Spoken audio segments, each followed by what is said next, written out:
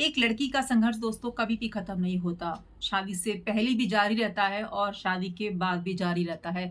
सिर्फ और सिर्फ जगह बदल जाते हैं, हालात बदल जाते हैं। हाय एवरीवन, मैं अनीता तोमर आपका वेलकम करती हूँ आपके ही चैनल में। कहिए दोस्तों, कैसे हैं आप? उम्मीद करती हूँ सब बहुत बढ़िया होंगे, कुशल मंगल होंगे और हमेशा खुशी रहेगा। तो दोस्तों, लड़की का ना ना तो मायका होता है ना ससुराल होता है। वो एक कहावत है ना कि मायके में तो रहा ना जाए और ससुराल सही ना जाए। तो बिल्कुल सही है।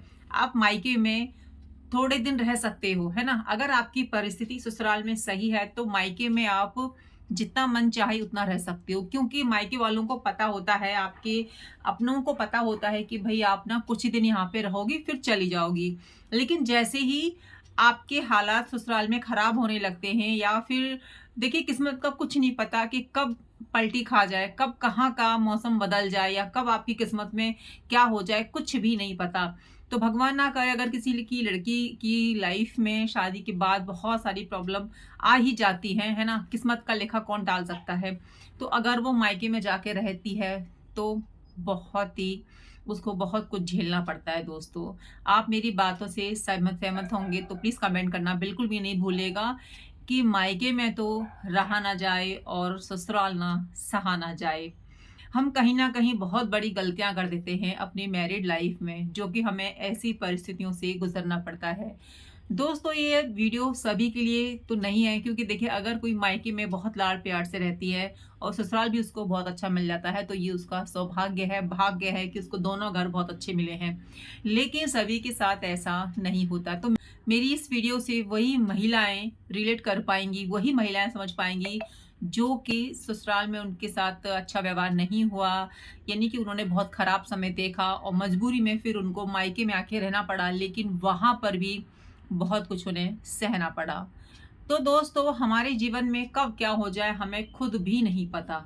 तो मुझे ऐसा लगता है कि व्यवहार वैसा ही रखिए जैसा कि आप चाहते हैं, है ना? तो दोस्तों, जब लड़की की शादी होती है तो माँ-बाप तो अपना जो है शादी के बाद पल्ला झाड़ ही लेते हैं, मैक्सिमम झाड़ लेते हैं। कुछ, जैसे मैंने कहा कि सब लोग एक जैसे नहीं होते। दुनिया ना अच्छे लोगों से ही चल रही है।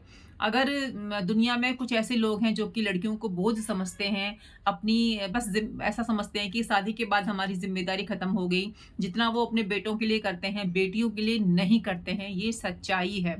है ना? भई, ऐसा होता ही है मैक्सिमम, चाहे आपको ये बात कड़वी लगे या मीठी लगे, सच्ची लगे, जैसी भी लगे, लेकिन ये सत्यता है कि बेटी की शादी ही उनका मेन लक्ष्य होता है बहुत सारी फैमिली में। लेकिन अब हालात काफ़ी बदल गए हैं।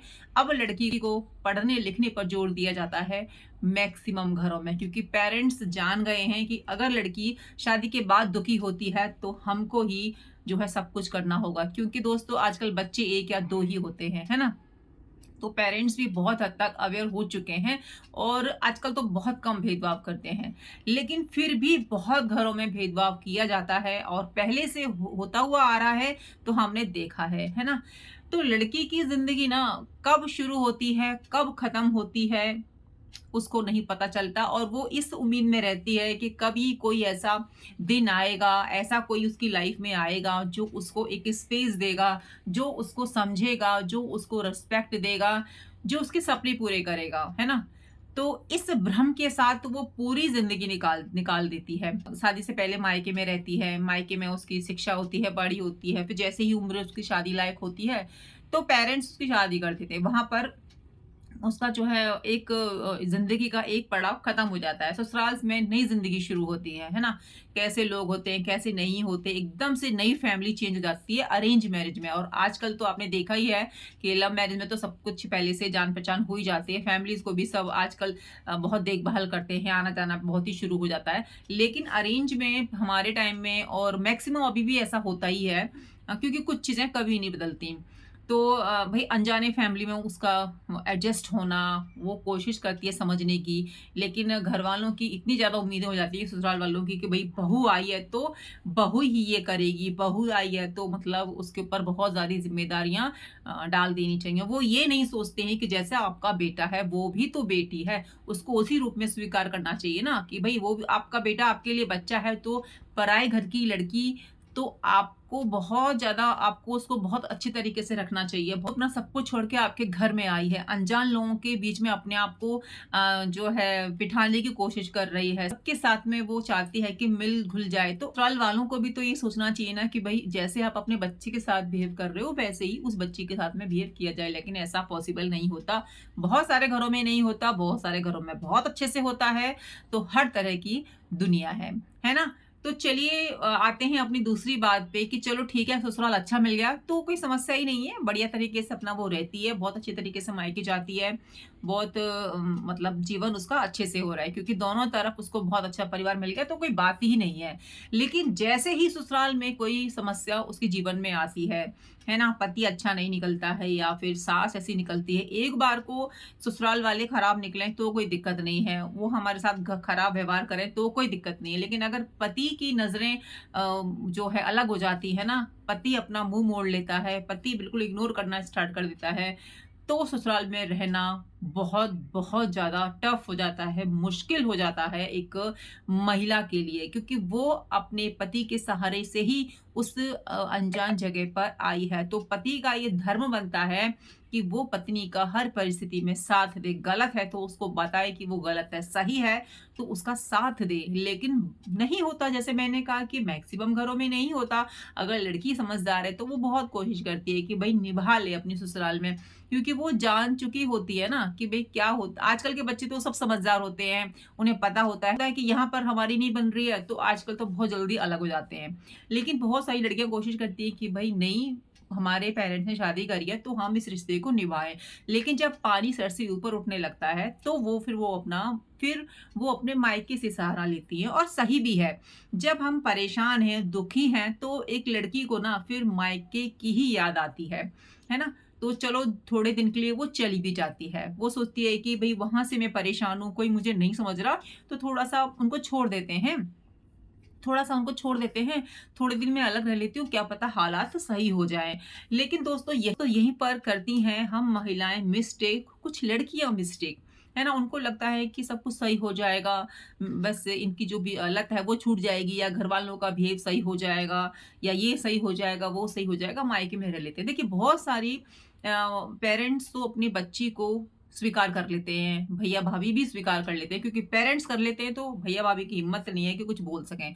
लेकिन अगर पेरेंट्स ही अपनी बच्ची से परेशान हो जाते हैं, बेटी से परेशान होने लगते हैं, भई वो करेंगे भी तो क्या करेंगे? भई बेटे की चलती है, बेटी की शादी हो गई तो बहू की चलती ही चलती है घर में, है ना? तो करेंगे ही क्या? थोड़े ही दिन रख लेंगे उसको, 4 दिन, 5 दिन, 6 दिन, ज़्यादा से ज़्यादा 1 महीना, 2 महीने, 3 महीने। लेकिन जैसे-जैसे वो रहना स्टार्ट कर देती हैं, जब उनको ये पता चलता है कि अब ये नहीं जाने वाली, तो अब करना क्या है? अब हमें क्या कदम उठाना चाहिए ऐसा? तो वो ना उनके व्यवहार में झलकने लगता है। जैसे कुछ वर्ड्स ऐसे होते हैं इंसल्टिंग वे में कुछ बोल देना, है ना? तो लड़की को ऐसा लगता है ना कि भई वो जाए कहाँ? वो किस घर को अपना घर कहे? वो जहाँ पर पली-बड़ी, वो जहाँ पर उसका बचपन बीता, वहाँ पर वो आके रहना स्टार्ट कर देती है, लेकिन वो भी उसका घर नहीं होता क्योंकि वो घर उसका भाभीयों का हो चुका होता है। अगर कोई भाभी बहुत समझदार है तो चलो ठीक है अपना बना के रख लेगी, लेकिन कितने दिन तक, है ना? ऐसा पॉसिबल ही नहीं है कि आपकी सोच एक जैसी हो जाए। बहुत घरों में हो भी जाती है, बहुत घरों में नहीं भी होती है ना? तो अगर आपको इज्जत से रहना है, इज्जत से अपनी ज़िंदगी जीनी है, तो मुझे ऐसा लगता है कि कम ही आपको सहारा लेना चाहिए। उतना ही सहारा लीजिए जितना जितना आपको मतलब खड़े होने के लिए चाहिए, है ना? अपने बलबूते पर ही अपना सारा काम-धाम करने की कोशिश कीजिए। हम ये बिल्कुल भी नहीं कह रहे हैं दोस्तों कि मायकों को बिल्कुल छोड़ दो, क्योंकि माँ-बाप का दिल हमेशा ही अपने बच्चों के लिए रहता है। लेकिन हालात कुछ ऐसे हो जाते हैं समय के साथ कि आपको सुनना पड़ सकता है अपने मायके में भी, है ना? समय वो नहीं रहता, बदल जाते हैं लोग, है ना? घर में आपकी भाभी आ गई होती है। कई लोग अच्छे से भी रहते हैं, कई लोगों का नेचर बदला हुआ भी होता है। तो हम भी तो सहन नहीं कर पाते ना, हम भी तो अपनी तरफ देखें कि हम जिन भाई-बहन के साथ में खेले, बचपन बीता, उनकी बातें भी तो फिर हमको चुभने लगती हैं ना, वो जब हमारी रिस्पेक्ट नहीं करते और उनको ऐसा लगता है कि बहन हमारी यहीं पर तो रह रही है, क्या अच्छे से बात करना या क्या ही चरण स्पर्श करना, क्या नमस्ते बोलना। मतलब एक होता है ना बिहेव में आपको बदलाव नज़र आ ही जाता है अगर आप मायके में रहने के लिए गए हो। और अगर दूसरा पक्ष देखें इसका ही कि आप इसका अगर हम दूसरा पहलू देखें कि आपने कहीं और रहने की ठानी है, लेकिन आप कांटेक्ट में हो अपने मायके वालों से, तो वो आपकी ज़्यादा हेल्प करेंगे इसके बजाय कि आप उनके साथ रहो। है ना? ये मैंने बहुत देखा है। आपने भी नोटिस किया ही होगा कि जो लड़कियाँ बाहर रहती हैं, जॉब करती हैं, अपने बलबूते पर अपने घर को आगे बढ़ाती हैं, जिनके ससुराल में प्रॉब्लम है, लेकिन वो अपनी इतनी सक्षम है कि वो खुद ही सब कुछ मैनेज करती हैं, तो उनकी वैल्यू उनके ससुराल वाले करना ही स्टार्ट कर देते हैं बाद में। उनको समझ आ जाती है कि भैया ये तो ना बहुत स्ट्रॉन्ग है, ये झुकने वाली नहीं है, अपने दम पर यहाँ तक खड़ी हो गई। तो मेरी वीडियो बनाने का मतलब ये है दोस्तों कि अगर आपकी लाइफ में कुछ ऐसी प्रॉब्लम आती है जहाँ पर ऐसी सिचुएशन आ जाए कि आपको मायके में रहना पड़े, तो कोशिश यही कीजिएगा कि कम से कम दिन रहें, उतने ही दिन रहें जितने दिन आपकी रिस्पेक्ट वो लोग कर सकें, क्योंकि फील होता है जब आप उनके साथ पले बड़े होते हो, खेले होते हो और कुछ वो जब उल्टा जवाब देने लगते हैं, मिसबिहेव करने लगते हैं, ज़्यादा दिन रहोगे तो ऐसे हो जाता है, ये नॉर्मल है। लेकिन क्या है दोस्तों, अब आपकी शादी हो गई होती है, आपके खुद के बच्चे होते हैं, अब आपको भी बुरा लगने लगता है। शादी से पहले बुरा नहीं लगता था क्योंकि भई साथ में खेलते थे, अपना भाई-बहन थे तो कुछ भी बोल देते थे। लेकिन शादी के बाद जब आप आते हो, तब आपसे वो उल्टा बिहेव करते हैं या गुस्से में बोलते हैं, तो बुरा लगेगा ही दोस्तों। तो कोशिश ये कीजिए कि ऐसी सिचुएशन आती है, ऐसे हालात आते हैं तो स्ट्रॉन्ग बनिए, खुद की समस्याओं को खुद ही सुलझाने की कोशिश कीजिए, अपने परिवार वालों की हेल्प ले लीजिए, है ना? और अपने आप को इतना सक्षम बना के रखिए, क्योंकि देखिए ज़िंदगी है दोस्तों, परेशानी आती ही रहती हैं, कभी किसी रिश्ते में, कभी किसी रिश्ते में। तो खुद को इतना सक्षम बनाइए कि ज़िंदगी में अगर कोई परेशानी है, आपको अपनी ज़िंदगी में लड़ना भी पड़े अब किसी अपने से, है ना? या अकेले ही कोई मंज़िल तय करनी पड़े, तो आप घबराएँ ना। आप अपने आप को इतना सक्षम कर लें, इतना मजबूत कर लें कि ज़िंदगी है तो प्रॉब्लम्स तो आएँगी, आएँगी। ज़िंदगी है तो कहीं न कहीं चीज़ें ऐसी हो जाती हैं जो हमारे हाथ में नहीं होती हैं, हमारे कंट्रोल से बाहर हो जाती हैं। तो रिश्ते हैं, रिश्तों को सँभालना भी हमारी ज़िम्मेदारी है, लेकिन अपने आत्मसम्मान के साथ कहीं पर भी समझौता नहीं किया जाता। तो जहाँ पर सम्मान नहीं, तो वहाँ पर क्या हम कह सकते हैं? सम्मान के साथ तो कभी भी समझौता नहीं करना चाहिए, चाहे वो अपने ही क्यों ना हों, है ना? रिस्पेक्ट है तो हर रिश्ता है तो आपकी रिस्पेक्ट है। ये दोनों बातों का मतलब आप समझ सकते हैं, क्योंकि समाज में अगर कोई अकेला व्यक्ति होता है तो लोग, अगर आप सक्षम नहीं है अपनी ज़िंदगी में आगे बढ़ने के लिए, कुछ आपने किया नहीं है, आपका कोई मुकाम नहीं है, आपकी कोई पहचान नहीं है, तो दुनिया वाले भी फिर आपको अलग निगाह से देखने लगते हैं, है ना? अगर दूसरी जगह पर आप अकेले हैं लेकिन आपका मुकाम है, आपका एक नाम है, आपने अपने दम पर कुछ बनाया है अपनी ज़िंदगी में, तो वही लोग आपकी रिस्पेक्ट करते हैं। तो कुल मिलाकर यही है कि अपने आप को सक्षम बनाइए, अपने आप को इतना काबिल बनाइए कि किसी के लिए भी किसी भी चीज़ के लिए आपको कहीं पर भी गिड़गिड़ाना ना पड़े। आई होप दोस्तों आप मेरी बातों से सहमत होंगे, और किस बात से सबसे ज़्यादा सहमत हैं, कमेंट करना बिल्कुल भी नहीं भूलिएगा। मिलती हूँ नई वीडियो में, जब तक अपना ध्यान रखिए और अपनों का ध्यान रखिए और हमेशा खुश रहिए, स्ट्रॉन्ग रहिए। जय श्री कृष्ण, राधे राधे।